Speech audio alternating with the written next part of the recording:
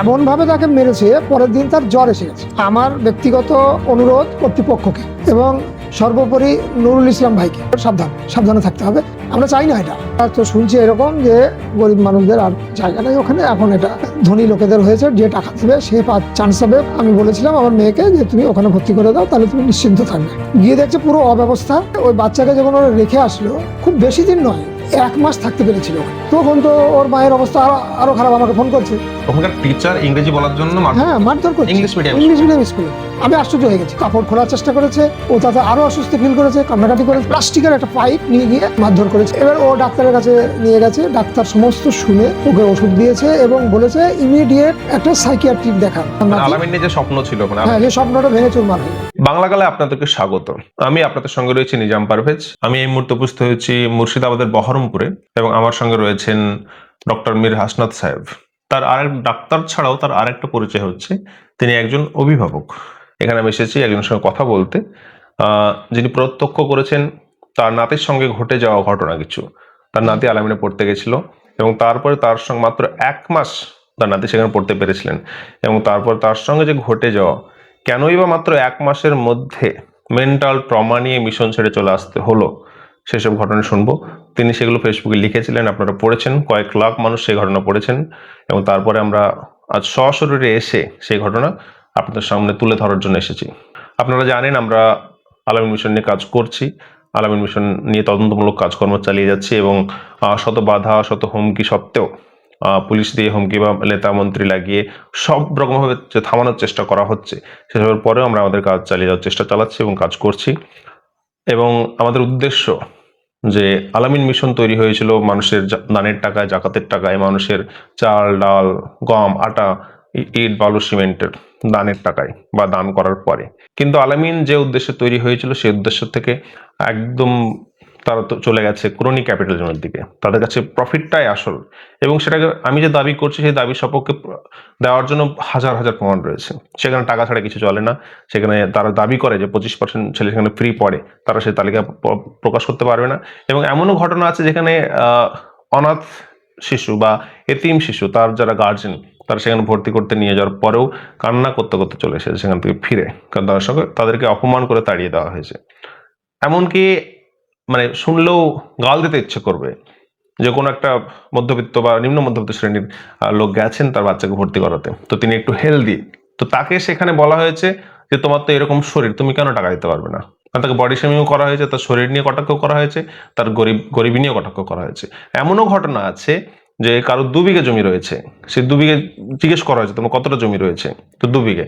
তাকে বলা হয়েছে 2 বিঘে জমিতে চাষ করে তুমি বছরে 72,000 টাকা করে দেবে ডোনেশন, ফিজ মাসে 6,000 টাকা, আর ভর্তির জন্য 30, 40, 50, 60 যেটা চলে সেটা। তো এই যে একটা অমানবিক চরিত্র, এটা শুধুমাত্র যাদের কাছে প্রফিটটাই আসল তারাই করতে পারে। শুধুমাত্র প্রফিট ছাড়া অন্য কিছু বোঝে না, যে কোনো মূল্য প্রফিট। কিন্তু আলামিন মিশন তৈরি প্রফিটের উদ্দেশ্যে নয়। আলামিন মিশন তৈরি গরিব মেধাবী ছাত্রদের সুযোগ দেওয়ার জন্য। সেখান থেকে কোটি কোটি টাকা কামিয়ে, যেখানে গত বছর তারা সাবমিট করেছে 1400 কোটি টাকার, আমি অসমর্থিত সূত্রে অবশ্যই, যে তারা সাবমিট করেছে 1400 কোটি টাকা তাদের রেভিনিউ। এই যে টাকা পয়সা শুধু ব্যবসার জন্য নয়, তারা সেটাকে ব্যবসাতে পরিণত করেছে, কিন্তু সেটা ছিল মানুষের সেবার জন্য, মুসলিম বাচ্চাদের আদর্শিকভাবে শিক্ষিত করা এবং আধুনিক জীবনে সফল হতে হলে শিক্ষা দরকার, সেইভাবে শিক্ষিত করার জন্য তৈরি করা হয়েছিল। তো প্রথমে আপনাকে স্বাগত বাংলাকালে। আপনি একজন নিজে সমাজসেবক, ডাক্তারি করছেন এবং সেই সঙ্গে সঙ্গে আলামিনের প্রতি ভালোবাসা থেকে আপনি আপনার যে নাতিটাকে পাঠিয়েছিলেন। তো আপনি যে লেখা পোস্ট করেছিলেন ফেসবুকে, তাতে খুব বেদনার্ত লেখা অ্যাকচুয়ালি, যদি আমরা দেখে থাকি তাহলে।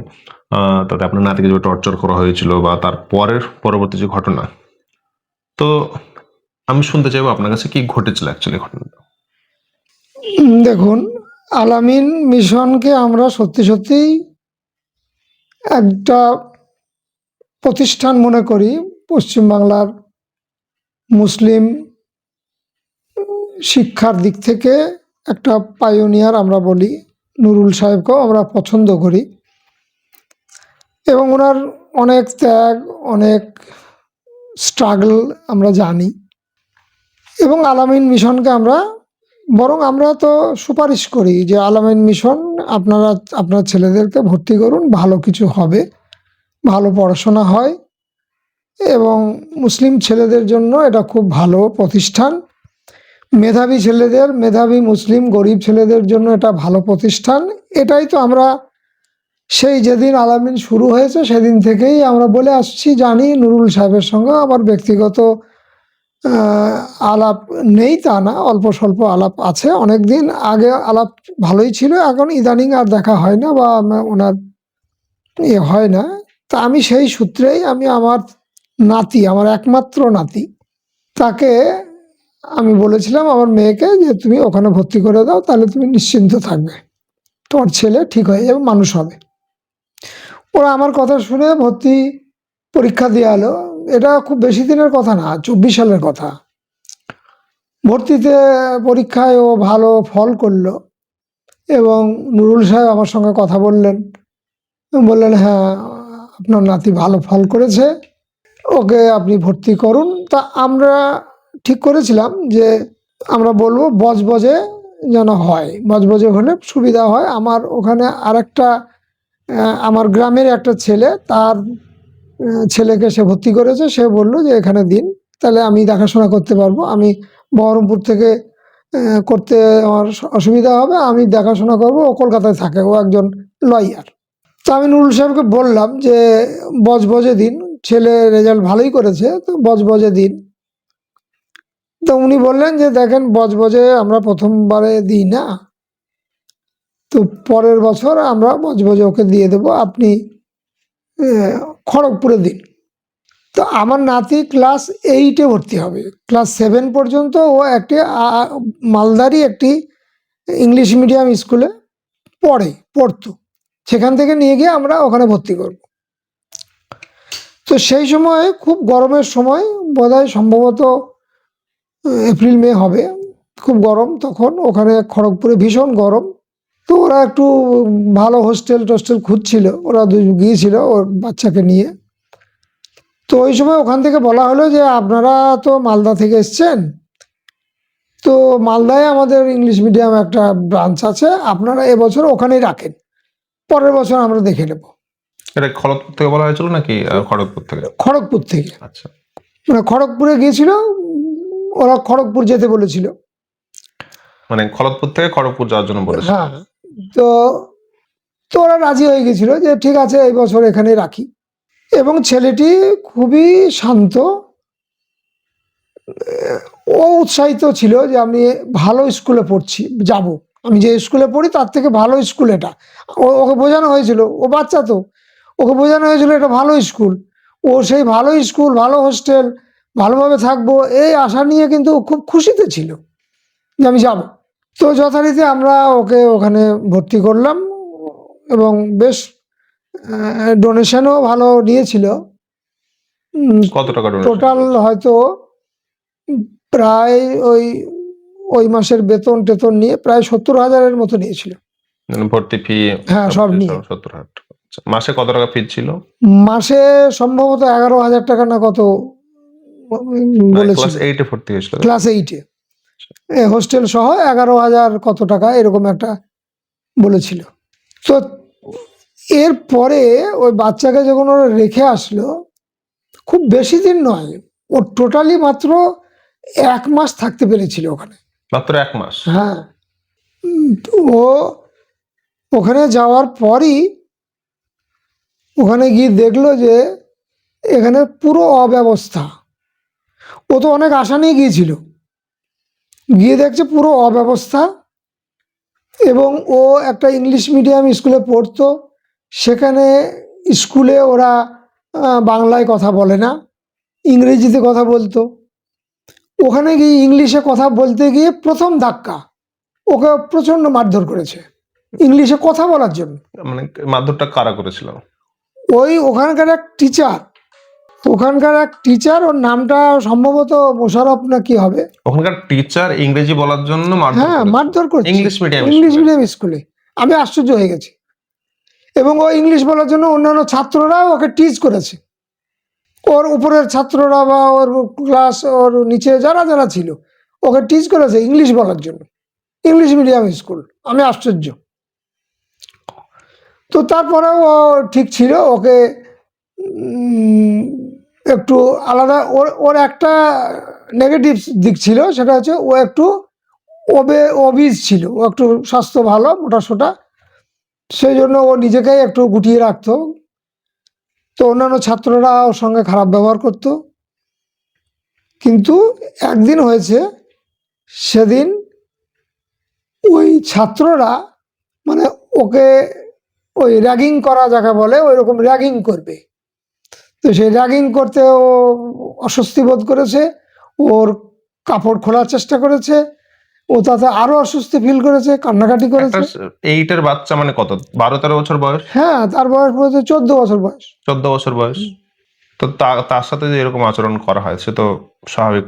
এরপরে ওই দিনই মানে রাত্রিবেলায় অন্ধকার করে ওকে একটু টিজ করতে গেছে, ওকে র্যাগিং করতে গেছে, ওই নিয়ে অনেক হইচই হয়েছে। তখন ওই ছেলেগুলো কমপ্লেন করেছে, কি করেছে জানি না, একটি ওই ওটা তো ওই পাইপ, ওই প্লাস্টিকের প্লাস্টিকের একটা পাইপ নিয়ে গিয়ে ওই মোশাররফ বলে ওই ছেলেটি, ও খুব বেশি শিক্ষক। বয়স না, শিক্ষক। হুম। পরে ও ভুল স্বীকার করেছিল যে আমার ভুল হয়েছে, আর একটু মারধর করেছিলাম, এটা ভুল হয়েছে। কিন্তু তো ভুল স্বীকার করা আর একটা হ্যাঁ, 14 বছরের ছেলেকে মারা বেধড়ক ভাবে, সেটা তো এমন ভাবে তাকে মেরেছে, পরের দিন তার জ্বর এসে গেছে।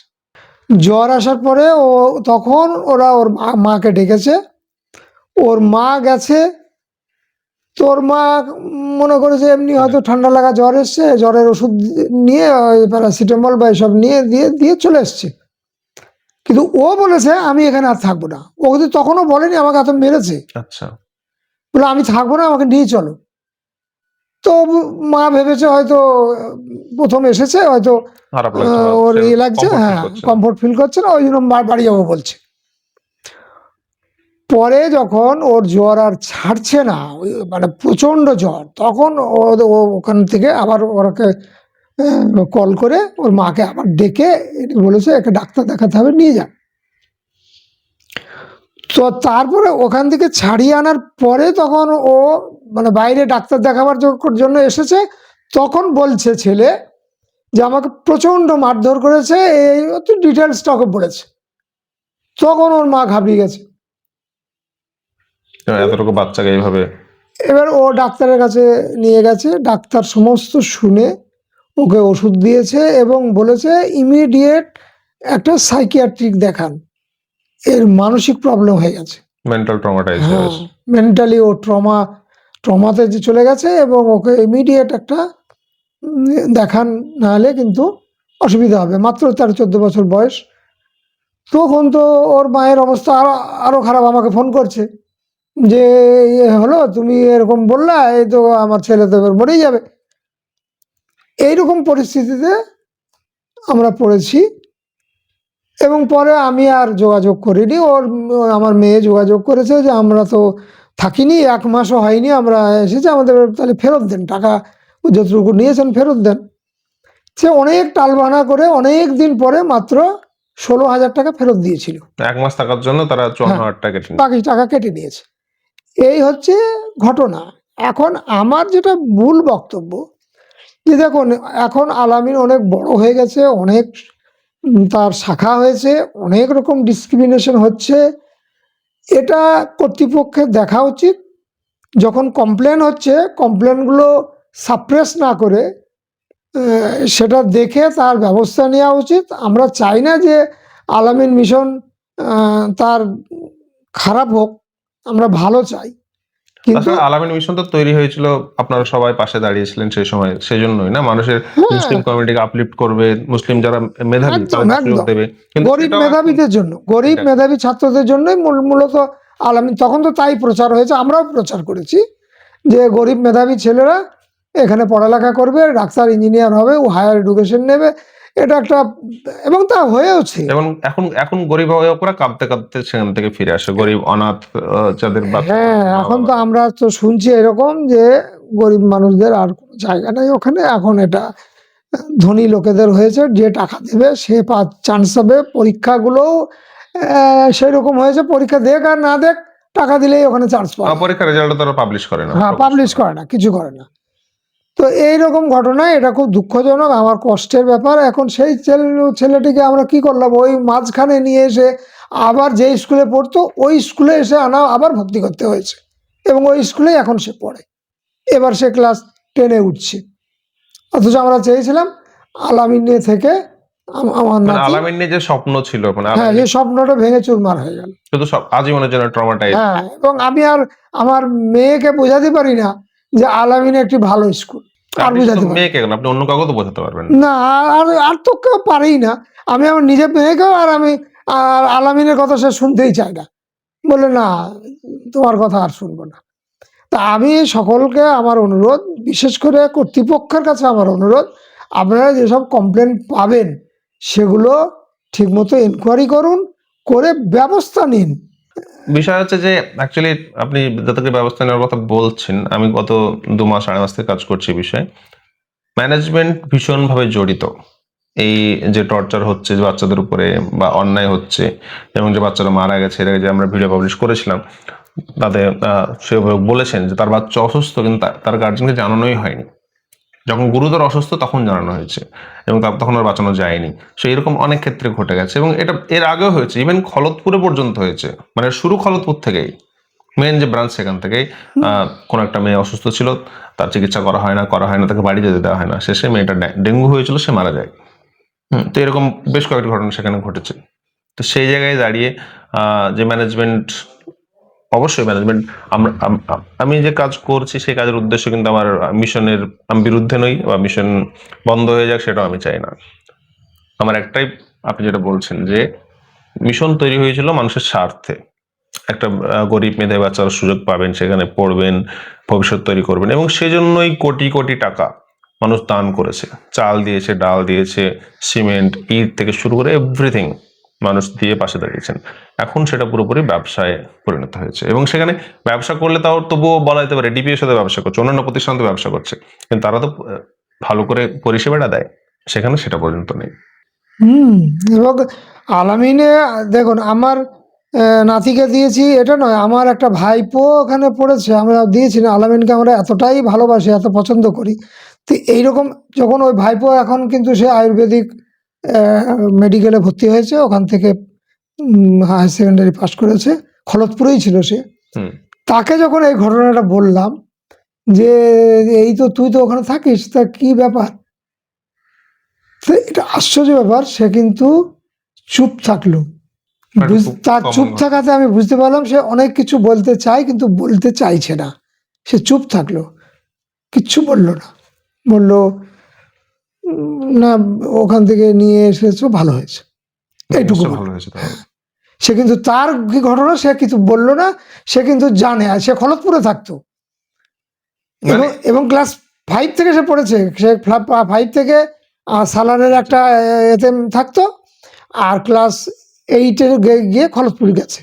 তো সে যখন শুনলো এই কথা, তো সে কিন্তু তার অভিব্যক্তিতে বুঝলাম যে সে অনেক কিছু বলতে চাইছে, কিন্তু সে বললো না যে না, আর কি বলবো, নিয়ে এসেছো, ভালো হয়েছে, এটুকু বললো।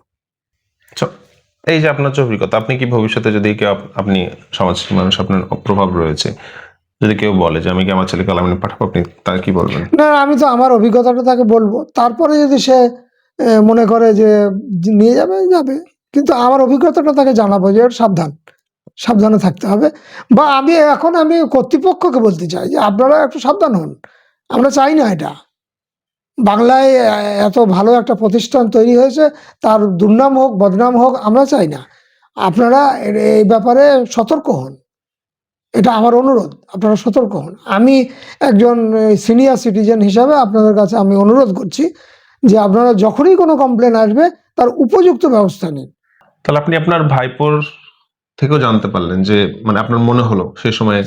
হ্যাঁ, আমার মনে হলো যে যখন ও শুনলো যে এই ঘটনা ঘটেছে এবং ওকে ছাড়িয়ে নিয়ে আসা হয়েছে, তো ও তো অনেক দিন আলামিনে, ওর লাইফটা তো ওখানে কাটিয়েছে। ও খলতপুরে ছিল লাস্ট ক্লাস 8 থেকে মনে হয়, আর বাকি তো অন্য একটা ইনস্টিটিউশনে ছিল। তো ও কিন্তু উম, ও বাধা দিল না, ও বলল না যে না আনা ভুল হয়েছে, ওখানে ভালো হতো, তা কিন্তু ও বলল না। ও কিন্তু শুনলো এবং চুপ থাকলো। এটা আমার আশ্চর্য লেগেছে যে ও কোনো প্রতিক্রিয়া দিতে চাইলো না, ও চুপ থাকলো, লাস্টে বললো ভালো হয়েছে, ওখান থেকে এসছে ভালো হয়েছে।